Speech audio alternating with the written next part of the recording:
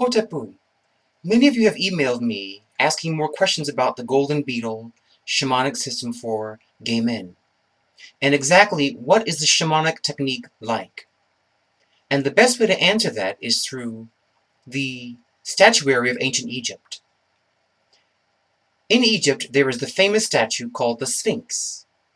Now, many claim to know what the Sphinx really means. Some say it's about we're part human, part animal, and that's true.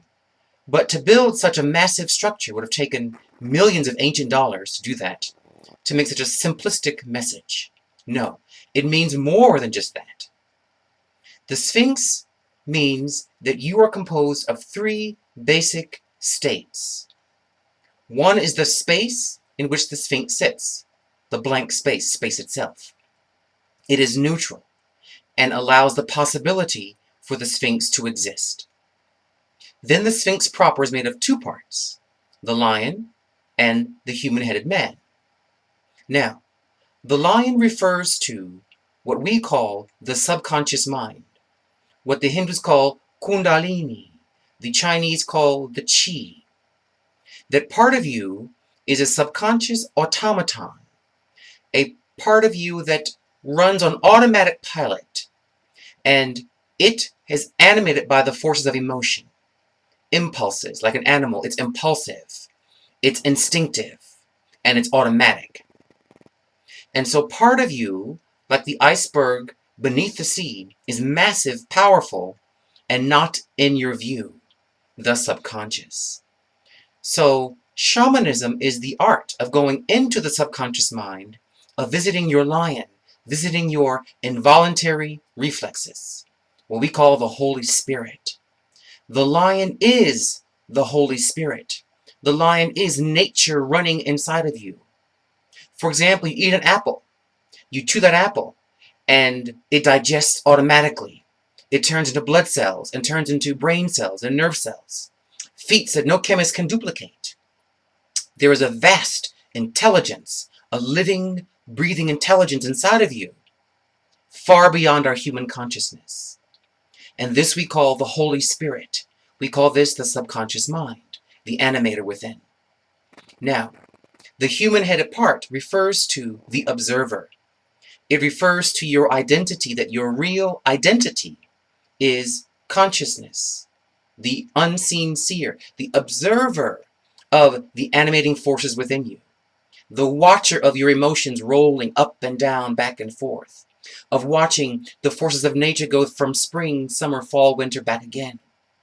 So you are part space, you are part Holy Spirit, automaton, you are part consciousness. Now the Sphinx is staring at due east. Why is this? Because due east is the point where the ecliptic, the apparent path of the sun, of Ra.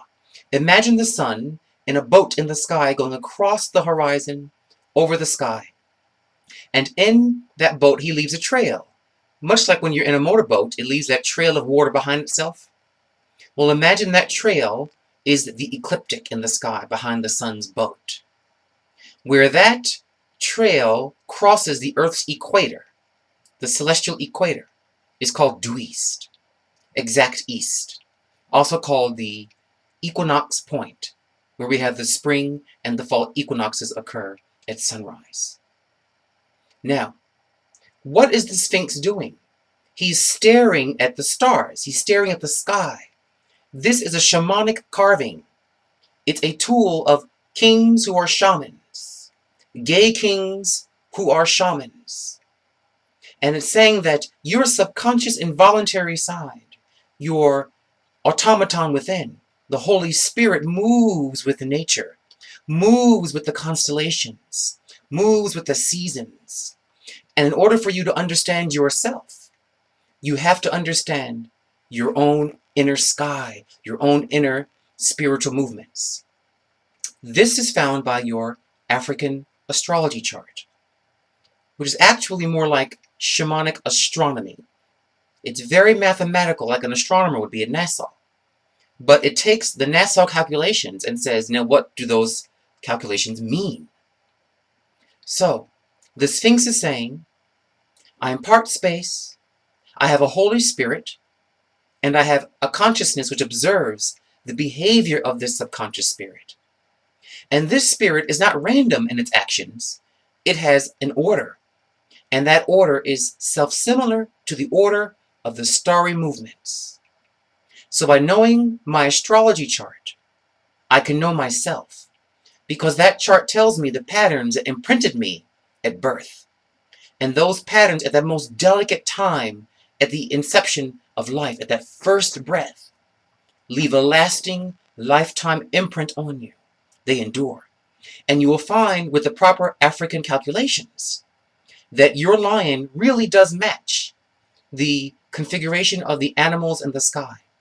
You see, in fact, the word zodiac comes from the Greek word zoos, which means zoo, the animating forces, the animating or animal-like forces within us.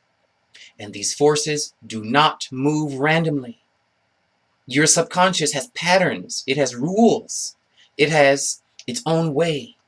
And you must know this. In fact, between the Sphinx's paws at the dream stela, it reads, "Know thyself." And what is thyself, O gay shaman? Thyself is made of possibility, Holy Spirit, and divine consciousness. And it is your job to use your divine consciousness to observe your Holy Spirit's needs and to address them in divine order.